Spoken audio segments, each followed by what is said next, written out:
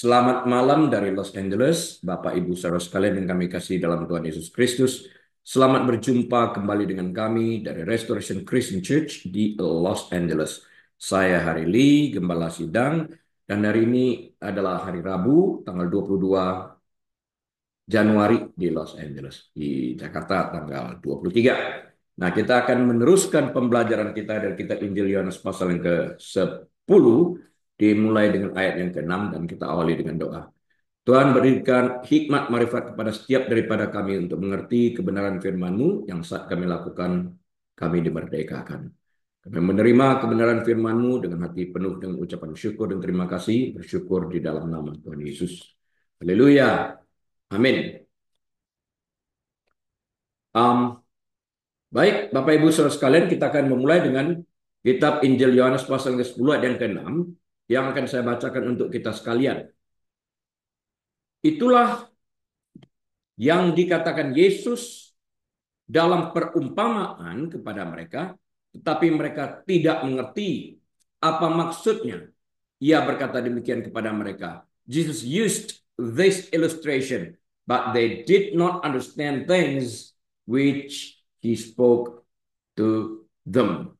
Nah, kita ingat ya di dalam ayat sebelumnya, di dalam ayat 5, ia mengatakan tetapi seorang asing pasti tidak mereka ikuti, malah mereka lari daripadanya karena suara orang-orang asing tidak mereka kenal. Nah, orang-orang ini masa nggak mengerti maksudnya, ya, nggak bisa mengerti apa yang Yesus maksudkan. Nah, Yesus baru saja membuat analogi pertama dari 3 analogi yang berkaitan dengan penggembalaan yang ditemukan dalam bab ini, bab 10. Nah, analogi ini diucapkan kepada para pemimpin agama yang memusuhi dan yang membantah bahwa Yesus telah mencelikkan mata seorang yang buta sejak lahir. Dalam Yohanes 9 kita baca itu.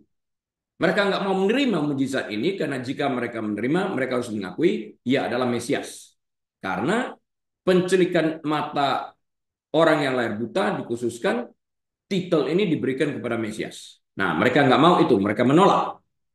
Dalam metafora ini, Yesus menunjukkan bahwa mereka yang tidak mendengarkan suaranya bagaikan domba milik gembala yang berbeda. Karena pada prinsipnya domba hanya mendengar suara gembalanya.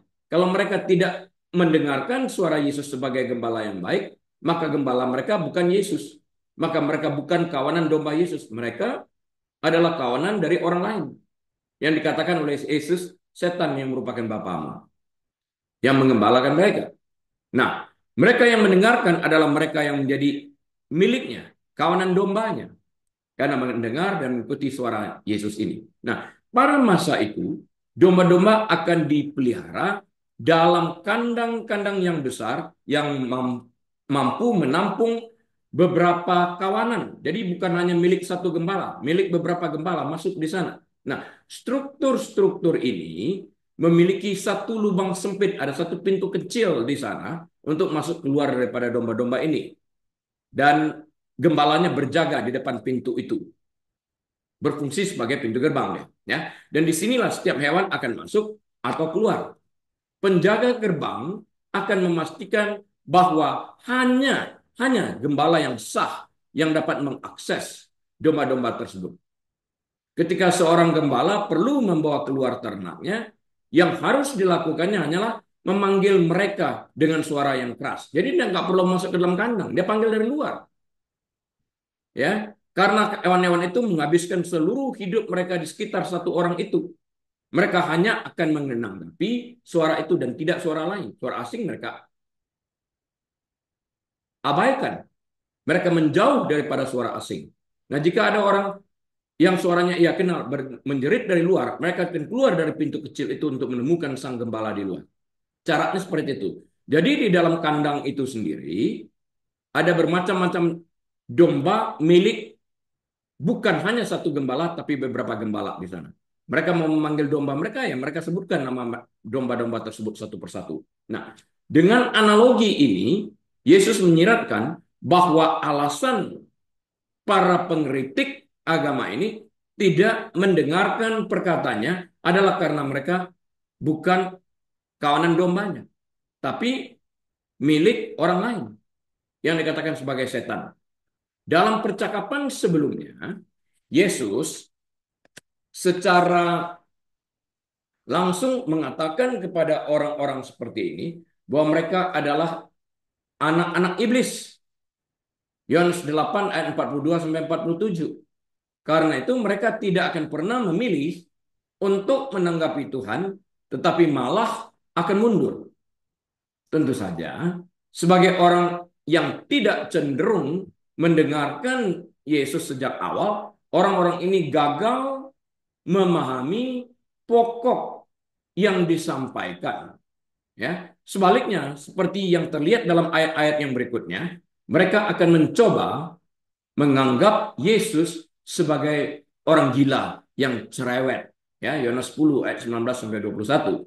Nah, kita lanjut dengan ayat yang ketujuh dari Yohanes pasal yang ke-10. Maka kata Yesus sekali lagi, Aku berkata kepadamu, sesungguhnya akulah pintu ke domba-domba itu.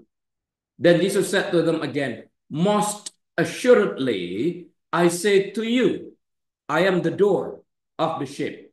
Lihat di sini ya, most assuredly atau verily, verily I say unto you. Amen, amen. Ingat ya, waktu masa yang lampau kita sudah berbicara. Jika amen, most assuredly, verily, verily ditempatkan pada awal dari sebuah pernyataan, itu melambangkan bahwa sesuatu itu dikatakan karena dia mengetahui masa depan. Ya, dia menunjukkan keilahiannya. Dia menunjukkan powernya. Dia menunjukkan kemahatauannya yang hanya dimiliki oleh Tuhan. Jadi dengan mengatakan most assuredly I say to you, I'm the door of the sheep. Dia mengatakan sesungguhnya. Bukan bohong ini. Sesungguhnya aku ini pintu ya ke domba-domba itu. Nggak ada orang yang bisa masuk mencapai domba itu kalau tidak melalui dia. Nah, dia jaga. Jadi tidak akan ada satu domba pun yang sanggup dicuri. Baik dari tangan Yesus maupun dari tangan Bapaknya. Tertulis itu di dalam Yohanes 10 ayat 28 dan 29. Ya. Yesus baru saja selesai membandingkan pelayanannya dengan suara seorang gembala. Pada masa itu, domba-domba ditempatkan di kandang dengan dinding yang tinggi dan satu lubang yang sempit. Dinding tinggi ini untuk menghindari binatang-binatang buas lainnya seperti beruang untuk masuk ke sana. Nah, domba-domba akan bergerak masuk atau keluar saat mendengarkan suara gembala mereka. Dan hanya suara gembala mereka yang mereka dengar. Suara asing mereka abaikan. Yesus menggunakan analogi ini untuk menjelaskan bahwa mereka yang menolaknya, kaum Farisi, orang Saduki, ahli Taurat, membuktikan bahwa mereka bukan bagian dari kawanan dombanya. Ya, Yohanes 10 ayat 1 sampai 6. Analogi keduanya adalah yang dimulai di sini. Terpisah dari yang pertama, meskipun dimaksudkan untuk mengikuti dengan makna yang sama. Ya, mereka bukan kawanan dari domba Yesus. Dengan kata lain, seekor domba tidak akan keluar atau masuk tanpa instruksi dari gembalanya. Jadi, seekor domba tidak akan bereaksi saat mendengarkan suara gembala asing. Jadi orang asing nggak akan ikuti mereka, mereka nggak akan keluar. Dengan demikian, orang-orang yang tidak mendengarkan suara panggilan Yesus melalui instruksi yang diberikannya, bukanlah kawanan dombanya. Domba-domba yang keluar dan mengikuti suara gembala yang asing akan tersesat. Karena mereka mengikuti suara gembala yang palsu, yang datang untuk mencuri, membunuh, dan membinasakan. Nah, supaya mengerti tentang konsep suara gembala yang dikenal oleh domba-dombanya ini, ada baiknya jika Anda menonton di YouTube tentang hal ini, suara gembala. Nah, kita akan melihat jelas di sana, sebab beberapa kali nonton di YouTube itu. Orang lain mencoba memanggil, dombanya diam. Tapi waktu gembala asli yang memanggil, domba-domba itu segera lari berkumpul. Ini adalah yang ketiga dari 7 pernyataan akulah, I am, yang ditemukan dalam Injil Yohanes. I'm the good shepherd. I'm the door. Aku, yang adalah titel yang hanya boleh digunakan oleh Tuhan, Yahweh. I am, akulah. Ya. Jadi dalam pernyataan ini, Yesus membangkitkan kata-kata yang diucapkan kepada Musa oleh Tuhan dalam Keluaran 3 ayat 14. Dia pergunakan kata itu. Orang-orang Yahudi pada masa itu tahu persis apa yang tersirat dalam klaim tersebut. Ya, mereka tahu persis. Jadi waktu Yesus mengatakan I am, mereka tahu dia sedang mengklaim dirinya sebagai divine, ilahi, Allah. Ketika Yesus menggunakan kata-kata itu untuk merujuk kepada Abraham sebelumnya, mereka menafsirkannya sebagai penghujatan dan mencoba untuk membunuhnya. Yohanes 8 ayat 58 sampai 59. Before Abraham was, I am. Wow. Sebelum ada Abraham, aku sudah ada. Kamu siapa? Mereka tanya. Umurmu baru berapa? Mereka lupa bahwa dia sedang mengatakan bahwa dia itu divine. Dia itu ilahi. Dia itu yang maha tahu. Dia itu Allah yang ada sejak segala masa. Sejak segala abad. Sudah ada sebelum segala sesuatu ada. Dia sang pencipta. Ya, self-existence. Ada dengan sendirinya. Nah, di sini Yesus membuat metafora terpisah yang hanya sebagian terkait dengan yang baru saja diselesaikan. Kandang domba pada waktu itu dibangun hanya dengan satu lubang yang sempit tadi kita katakan di dinding yang tinggi. Ya, saya akan ulang beberapa kali ini sampai mantap dalam pikiran kita. Hal ini memudahkan untuk mencegah domba yang berkeliaran keluar. Hewan liar masuk dan mengendalikan siapa yang memiliki akses ke domba. Jadi melalui pintu yang kecil ini, dia akan mengontrol domba siapa yang akan keluar, siapa yang masuk, ya.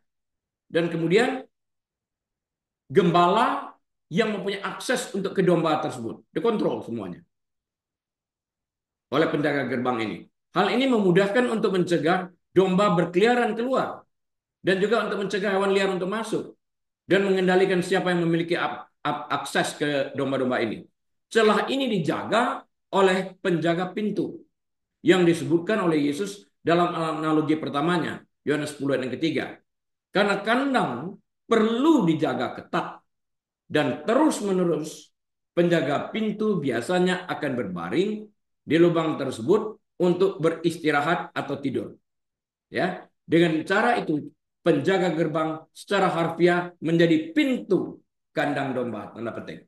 Jadi dia tidur di sana, nggak ada orang bisa lewat tanpa menyentuh dia. Dia seakan-akan menjadi pintunya di sana, dia penjaganya. Dia dapat mengontrol itu semua dengan baik.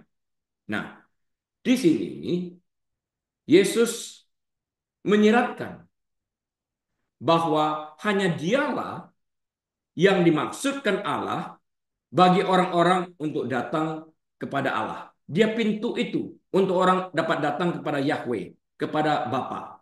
Komentarnya dalam ayat berikutnya dalam Yohanes 10 ayat ke-8 menunjukkan bahwa para pemimpin agama terdahulu bukanlah pemimpin sejati. Bukanlah gembala sejati yang dimaksudkan Allah. Gembala sejati itu Yesus yang nanti dia katakan I'm the good shepherd. Konsep ini juga secara halus menggemakan satu pintu yang ditempatkan Allah pada bahtera yang dibangun oleh Nuh. Satu-satunya pintu yang melaluinya umat manusia diselamatkan dari murka Allah.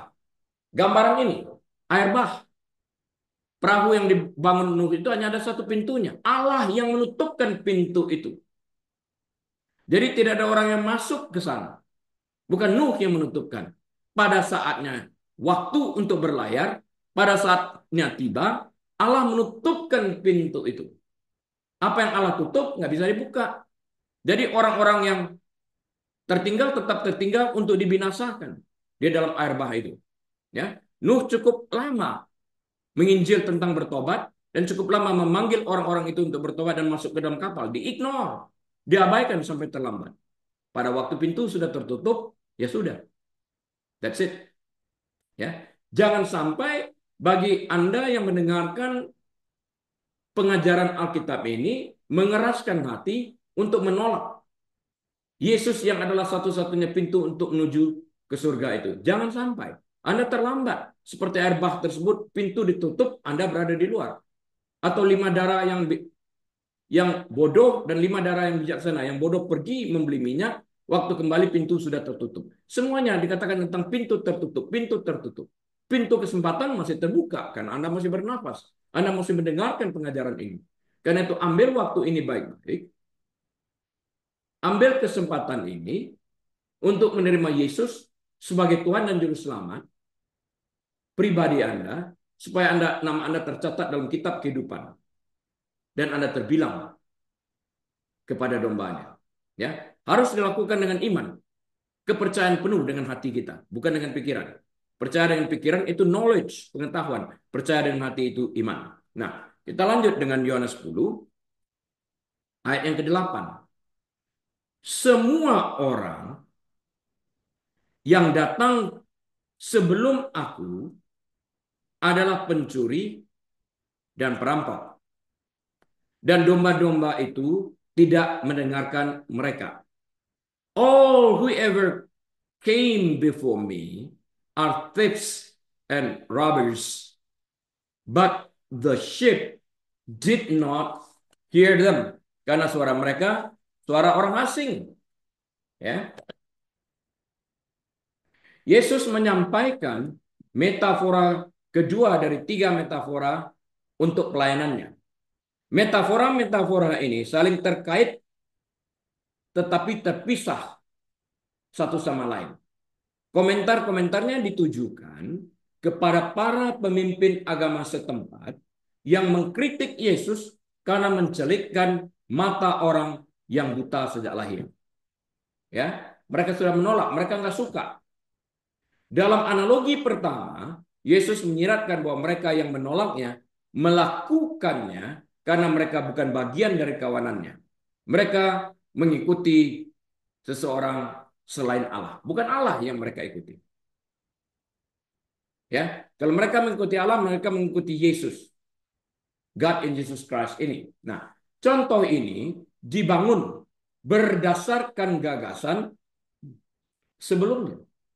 Kandang domba pada masa itu dibangun dengan satu lubang sempit khusus untuk domba itu keluar masuk. Hal ini memungkinkan penjaga gerbang untuk dengan mudah mengontrol hewan mana yang masuk dan hewan mana yang keluar.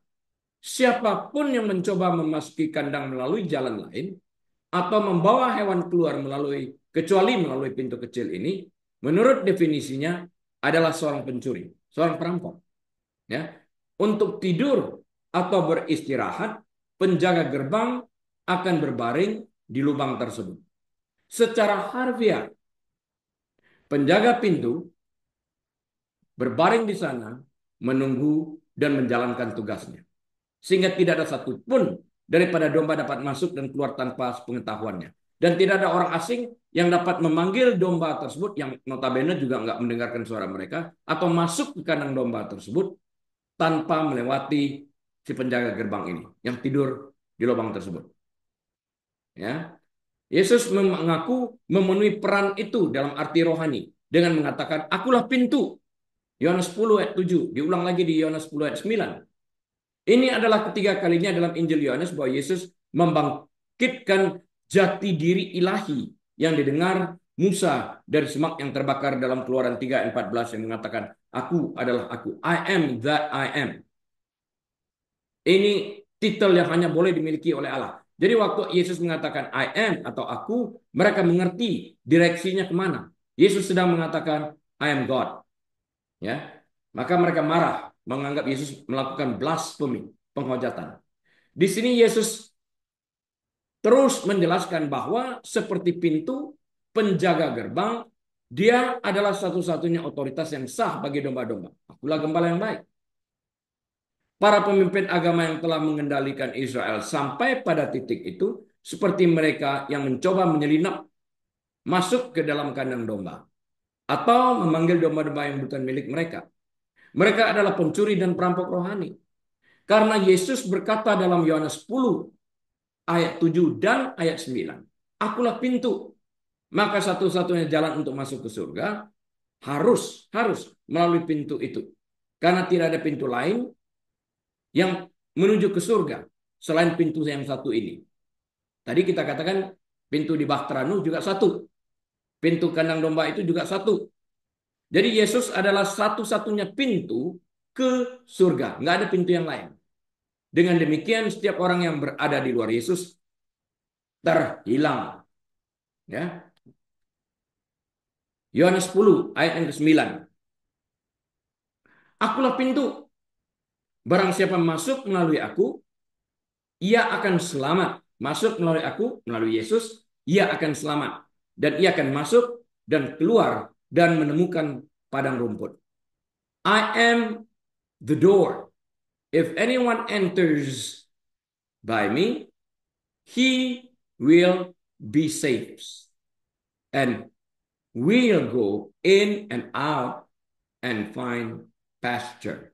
Dia akan menemukan padang rumput. Find pasture. Ya. Kandang domba pada zaman Yesus dibangun dengan satu lubang yang sempit. Tadi telah beberapa kali kita katakan. Hal ini memungkinkan penjaga gerbang untuk mengontrol hewan mana yang masuk dan keluar. Jika diizinkan oleh penjaga gerbang, para gembala dapat memanggil kawanan domba mereka yang hanya akan menanggapi suara gembala mereka sendiri. Yesus telah menggunakan konsep yang sangat terkenal ini untuk menjelaskan pelayanannya kepada para pengkritiknya. Nah, ayat ini melanjutkan analogi kedua dari tiga analogi yang terkait dengan penggembalaan. Di sini, sekali lagi, Yesus mengidentifikasikan dirinya dengan pintu yang unik dan penting itu. Sejauh menyangkut metafora ini, Yesus bermaksud bahwa ia adalah penjaga pintu gerbang, orang yang mengontrol akses ke kandang. Ia juga merupakan lubang, ya, satu-satunya sarana yang memungkinkan domba untuk masuk atau keluar. Bahasa ini mencerminkan sifat Allah seperti yang didengar Musa dari semak yang terbakar. Keluaran 3 ayat 14. Karena Yesus tidak pernah terlelap atau tertidur, Mazmur 121 ayat 4 sampai 7, dan ia merupakan satu-satunya pintu ke kandang domba, Yohanes pasal 10 ayat 7 dan 9, maka tidak ada seorang pun yang dapat merebut domba-dombanya baik dari tangannya maupun dari tangan bapaknya, seperti yang tertulis dalam Yohanes 10 ayat 28 dan 29. Jadi Bapak Ibu Saudara sekalian, kita aman berada dalam perlindungan tangan kasih Yesus. Nggak ada orang yang dapat. No one can snap them out of my hand, neither out of the hand of my Father. Nggak ada seorang pun yang dapat merebut mereka dari tanganku maupun dari tangan Bapakku. Double secure, double lock. Nggak ada yang bisa. Aku pintu, dia jaga. Analogi ini membawa beberapa lapisan makna. Yang pertama, hanya melalui pintu domba, yaitu Yesus, kita dapat diselamatkan. Itu dia, masuk melalui Yesus. Kalau enggak, kamu melalui pintu yang mana? Kalau melalui pintu Yesus, masuknya ke surga. Kalau melalui pintu yang lain, ya dapat dipastikan enggak sampai ke surga. Pilihannya ada pada Anda. Ini tertulis dalam Alkitab. Yohanes 10 ayat 7 dan 9 tadi. I am the door, akulah pintu. Kalau kita masuk melalui pintu ini, kita masuk ke surga. Kalau Anda masuk melalui pintu yang lain, Anda tidak pernah melihat surga itu. Pastikan ya Anda mengerti akan hal ini. Ini menggunakan istilah Yunani sotesetai, yang akar katanya menyiratkan sesuatu yang dijaga agar tetap aman. Jadi kita aman berada di bawah perlindungan tangan kasihnya. Disembuhkan atau diselamatkan dari kancuran. Kancuran apa? Kancuran api neraka. Nah, ini adalah istilah dramatis untuk domba yang sebenarnya. Meskipun kandang adalah perlindungan terbaik, binatang buas nggak bisa masuk ke sana, ya. Perlindungan terbaik mereka itu, kandang yang besar nih, dari binatang buas nggak bisa masuk. Pernyataan Yesus dengan demikian memiliki implikasi spiritual yang sangat langsung. Apa itu? Yesus adalah pintu itu. Dikatakan tadi, Yesus adalah pintu itu, satu-satunya. Sebuah gagasan yang sering diulang dalam perjanjian baru. Yohanes 14 ayat 6. Kisah para Rasul 4 ayat yang ke-12 mencatat tentang hal ini. Nah, terkait erat dengan pintu ini, Yesus yang adalah sang pintu adalah yang memisahkan semua domba menjadi dua kelompok. Dua kelompok dasar dipisahkan. Domba ada yang masuk atau keluar.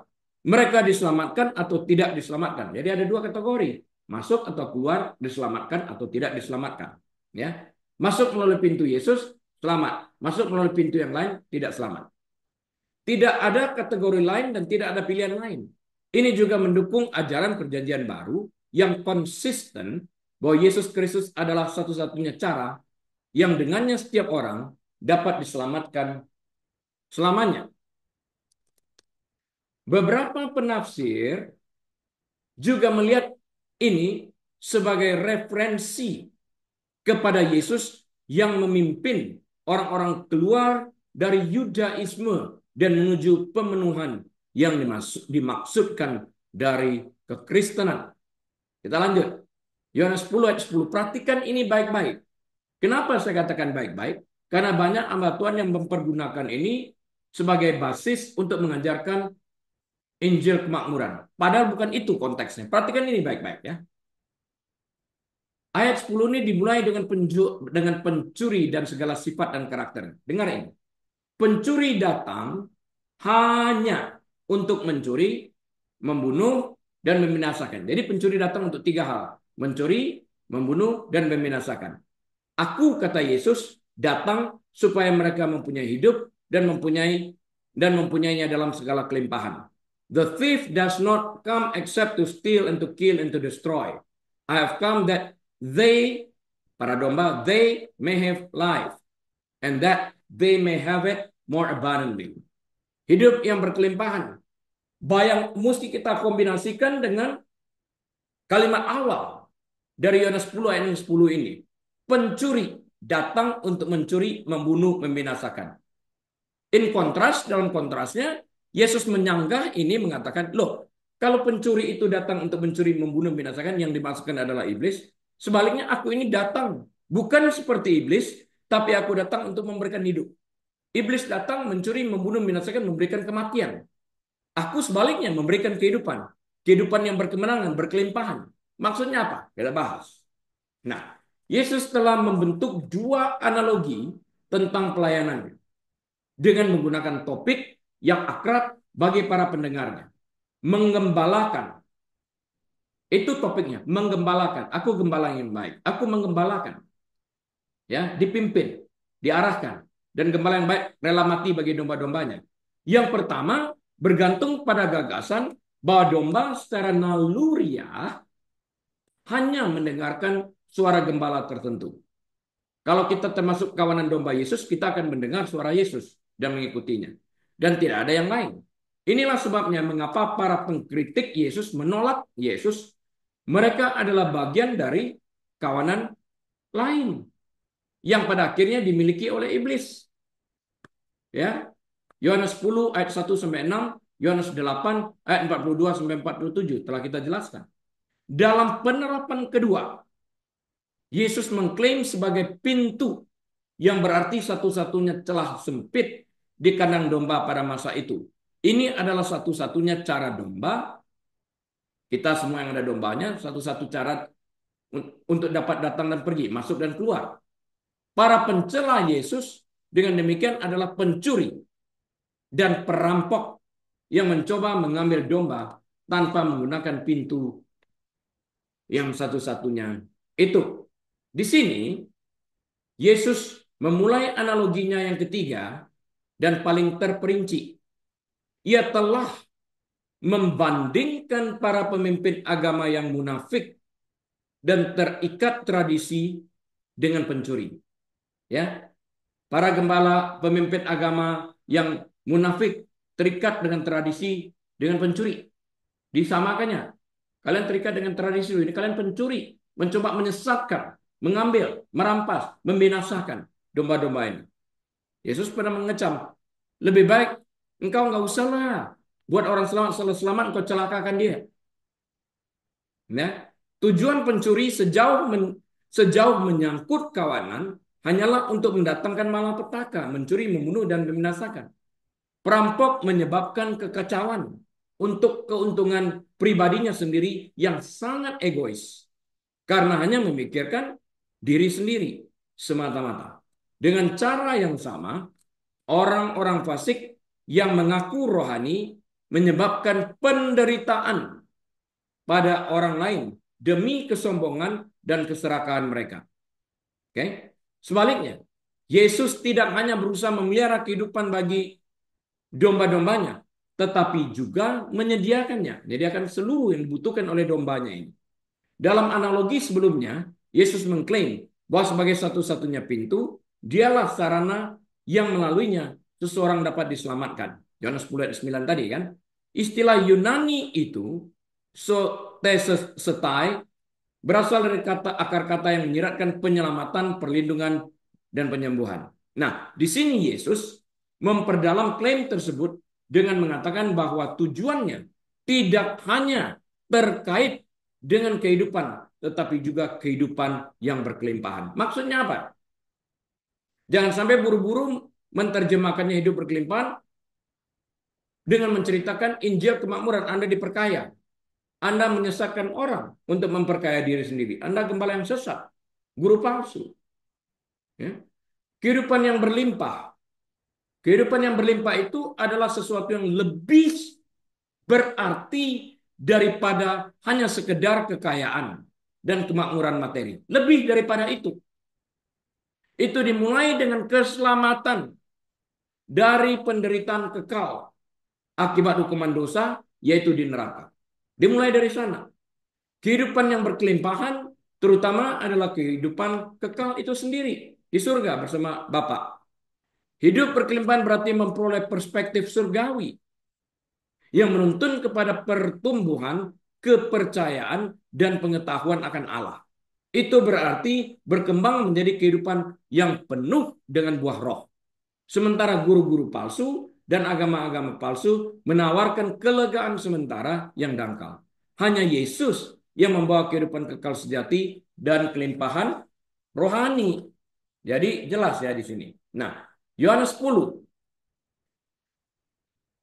ayat yang ke-11. Yohanes 10 ayat yang ke-11. Saya bacakan untuk kita sekalian. Akulah gembala yang baik. Lihat itu. Akulah gembala yang baik. Mengapa dikatakan akulah gembala yang baik? Ini alasannya. Gembala yang baik memberikan nyawanya bagi domba-dombanya. I am the good shepherd. The good shepherd gives his life for the sheep.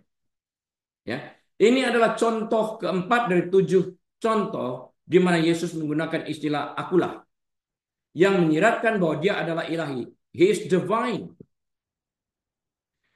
Ini menggemakan pernyataan yang dibuat oleh Tuhan kepada Musa melalui semak yang terbakar dalam Keluaran 3 ayat 14. I am that I am. Akulah aku. Ya. Pernyataan ini terpisah dari pernyataan akulah yang dibuat sebelumnya di dalam Yohanes 10 ayat 7 sampai 9. Terpisah tapi saling berkaitan. Ya. I'm the door. I'm the good shepherd. Ini juga merupakan analogi terpisah, berkaitan tetapi tidak identik.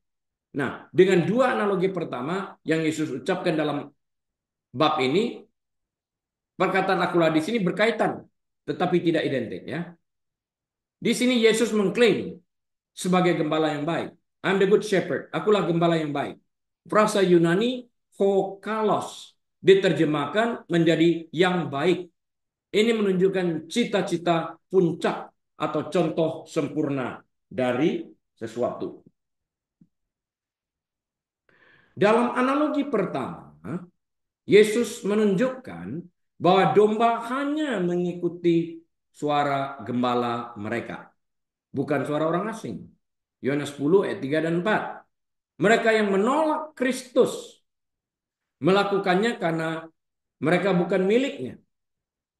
Dalam metafora kedua, Yesus mengklaim sebagai pintu mengacu pada celah sempit yang merupakan satu-satunya pintu masuk atau keluar yang sah bagi kandang domba. Ya, Yohanes 10 ayat 9 tadi. Hanya Yesus yang menjadi ukuran keselamatan manusia. Kisah para Rasul 4 ayat 12. Ia, Yesus, datang untuk menawarkan hidup. Dan hanya ada dua kemungkinan tanggapan. Masuk atau keluar. Nggak ada yang lain. Hanya mereka yang ada di dalam Kristus yang diselamatkan, yang masuk melalui pintu ini, yaitu Yesus. Yohanes 3:36, yaitu mereka yang masuk melalui pintu satu-satunya, yaitu Yesus. Karena ia mengatakan, akulah pintu, I am the door. Nah, pengalaman Daud, Raja Daud, menunjukkan bahwa menggembalakan domba di dunia kuno tidaklah aman. 1 Samuel 17 ayat 34 sampai 37 kita tahu nggak aman. Daud juga cerita yang sama. Pergumulan Yakub membuktikan bahwa hal itu tidak mudah. Kejadian 31 ayat 38 dan 40 dia menceritakan kisahnya sebagai gembala. Para gembala tidak hanya harus menjaga kawanan domba untuk mencegah kawanan domba tersesat, tetapi mereka juga melindungi domba dari binatang seperti serigala dan beruang, serta melindungi domba dari pencuri. Mereka harus bertarung. Dalam analogi ini, Yesus sekali lagi membandingkan dirinya dengan para pemimpin agama yang egois dan tidak saleh, yang begitu sering memangsa orang lain. Seperti pencuri, mereka menggunakan cara-cara yang tidak sah dan mendatangkan malapetaka pada kawanan domba untuk keuntungan mereka sendiri. Ya, Yesus menawarkan hidup yang berlimpah. Dengan mempertahankan kontras ini, Yesus menggambarkan dirinya sebagai gembala yang baik, yang mempertaruhkan nyawanya demi kawanan domba agar mereka dapat menikmati kehidupan. Tanpa penumpahan darah tidak ada pengampunan dosa. Itulah kehidupan yang berkelimpahan itu, bebas dari dosa. Dapat menikmati hidup yang kekal bersama Bapa di surga. Para pengkritik Yesus, seperti ahli Taurat dan orang Farisi, pada hakikatnya adalah gembala yang buruk, gembala palsu, guru palsu. Mereka tidak mau atau tidak mampu untuk benar-benar peduli kepada mereka yang mengaku mereka layani. Mereka nggak peduli.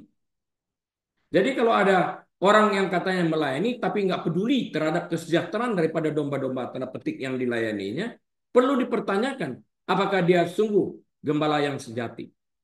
Ya. Pada saat yang sama, perkataan Yesus di sini menggambarkan gagasan bahwa tujuannya di bumi adalah untuk mati demi domba-dombanya. Di sini kita melihat selalu ada nilai yang melekat pada tujuan, dan nilai itu merupakan motivasi internal yang merupakan driving force atau motor penggerak untuk mencapai tujuan yang ada. Nah, nilai apakah yang kita miliki yang melekat pada tujuan hidup kita sementara kita berada di dunia ini? Jangan sampai Bapak Ibu Saudara sekalian, kita tidak memiliki tujuan hidup sementara berada di dunia ini. Yesus tahu tujuannya lahir untuk mati. Kematian ini memiliki nilai untuk menyelamatkan orang-orang berdosa yang percaya kepadanya. Sinners that believe in him will be saved. Ya. Yohanes 10 ayat yang ke-12. Sedangkan seorang upahan yang bukan gembala, dia orang upahan, dan yang bukan pemilik domba-domba itu sendiri, ketika melihat serigala datang, meninggalkan domba-domba itu, lalu lari. Sehingga serigala itu menerkam dan mencerai-beraikan domba-domba itu.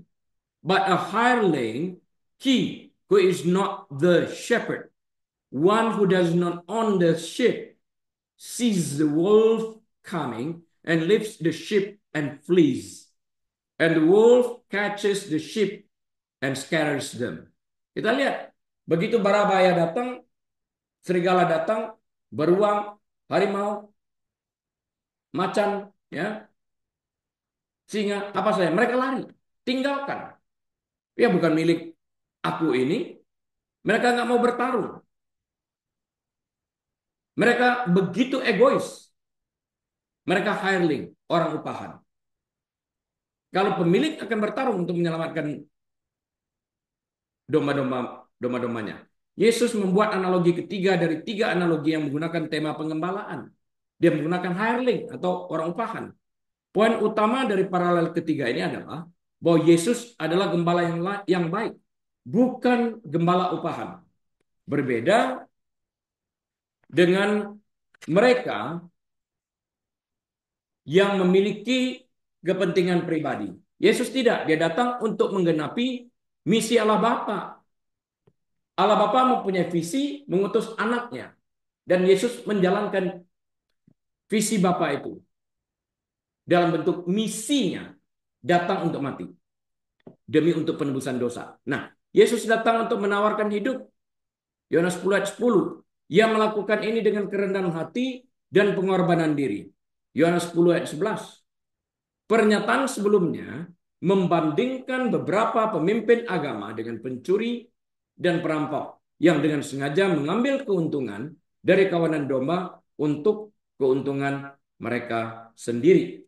Nah, di sini Yesus merujuk kepada mereka yang melayani kawanan domba dalam arti tertentu, tetapi yang tidak dimotivasi oleh kasih dan pengorbanan diri. Seorang gembala upahan, misalnya, cenderung melarikan diri ketika domba-dombanya berada di bawah ancaman yang parah. Ya, pekerja upahan itu hanya tertarik pada domba-dombanya selama ia mendapatkan manfaat. Ketika melayani domba-dombanya berarti resiko pribadi, domba-dombanya berarti pada saat dia mengalami resiko pribadi, ia meninggalkan mereka, nggak mau bertarung. Ini menggambarkan mereka yang dengan sengaja, saya ulang, menggambarkan mereka yang dengan sengaja mengambil keuntungan dari orang lain dengan menggunakan tipu daya rohani. Namun, hal itu juga berlaku bagi mereka yang secara pasif memanfaatkan, ya, mengklaim otoritas atau hak istimewa rohani tanpa pelayanan atau pengorbanan yang menyertai posisi tersebut. Hal ini juga terkait dengan pernyataan terkenal yang dibuat kemudian dalam bab ini. Yesus akan mengklaim bahwa hidup yang ia tawarkan adalah hidup kekal, aman, dan mutlak. Hidup di surga, hidup yang penuh dengan kemenangan, hidup yang berkelimpahan. Dan seorang pun tidak akan merebut mereka dari tanganku. Yohanes 10 ayat 28. Dan juga tidak dari tangan Bapakku. Yohanes 10 ayat 29. Kata kerja yang digunakan dalam ayat ini adalah harpazo. Pernyataan Yesus selanjutnya menggunakan kata dasar yang sama persis. Hanya berbeda dalam bentuk kata kerja. Sebagai satu-satunya gembala yang baik, Yesus tidak akan pernah membiarkan seekor pun dari domba-dombanya diambil darinya. Titik, nggak bisa. Satu ayat lagi ya. Yohanes 10 ayat yang ke-13. Ia lari. Jadi hireling ini atau gembala upahan. Lari karena ia seorang upahan dan tidak memperhatikan domba-domba itu. The hireling flees because he is a hireling and does not care about the sheep. Nggak peduli. Pengembalaan di Timur Tengah kuno itu sulit. Kejadian 31 ayat 38 sampai 40 dan sangat berbahaya. 1 Samuel 17 ayat 34 sampai 37. Yesus membandingkan perannya sebagai gembala yang baik dengan para pemimpin agama palsu. Yeskiel 34.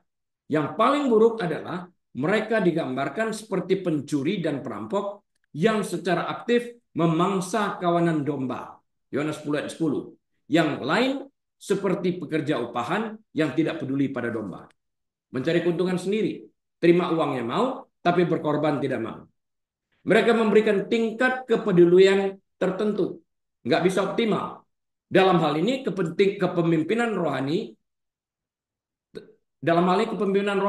ya, tetapi melarikan diri ketika menghadapi kerugian atau risiko pribadi. Jadi mereka terbatas dalam memberikan pertanggungjawaban mereka. Boleh dikatakan nggak bertanggung jawab sama sekali. Tingkat kepedulian mereka terbatas. ya, sebagai pemimpin rohani. Itu dia. Pekerja upahan ini tidak peduli pada domba demi domba, nggak peduli mereka. Mereka hanya peduli pada apa yang dapat dilakukan domba untuk mereka. Ingat ini, mereka hanya peduli pada apa yang domba dapat lakukan bagi kepentingan mereka.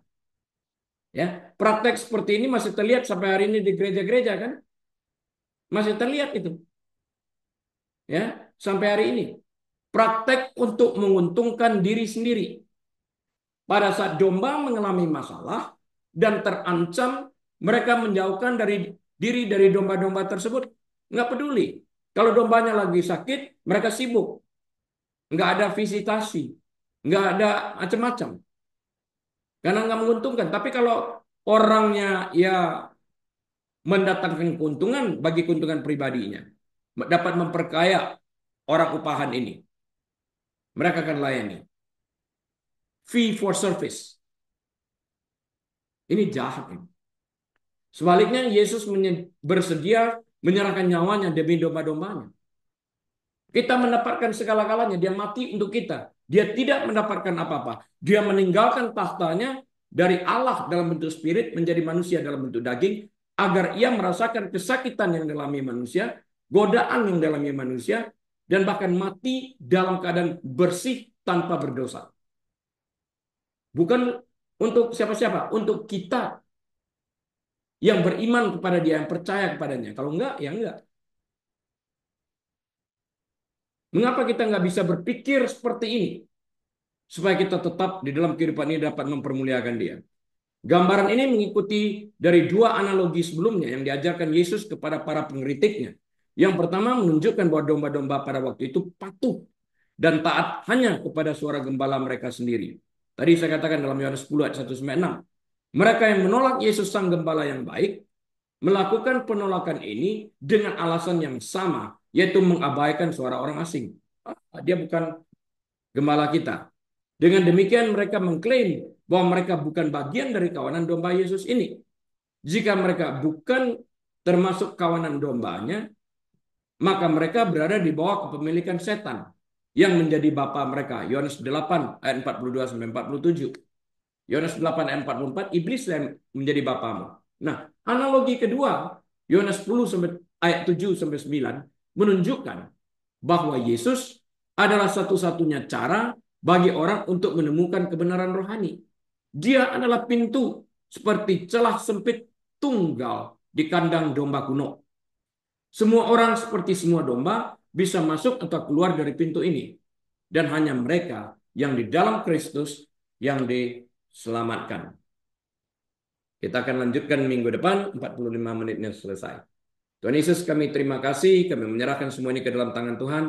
Hamba-Mu selesai berbicara, biarlah Roh Kudus melanjutkan penjelasan yang berbicara di hati pribadi lepas pribadi, dan berkati mereka juga yang mendengar melalui YouTube. Terpuji Engkau saat ini sampai selama-lamanya, di dalam nama Tuhan Yesus. Amin. Baik Bapak Ibu Saudara sekalian, atas izin Tuhan, kita akan berjumpa kembali minggu depan. Tuhan Yesus memberkati. Saya Rili, mohon diri. Shalom.